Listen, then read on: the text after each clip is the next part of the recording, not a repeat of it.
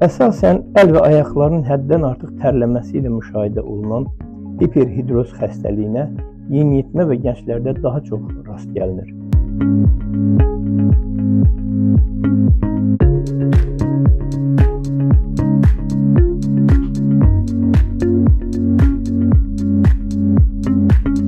Biz bu müalicəni müasir elektroterapiya cihazı vasitəsilə həyata keçiririk. Bu zaman qalvanik enerjinin təsiri ilə ovuc içlərindəki tər vəzləri bloklanır.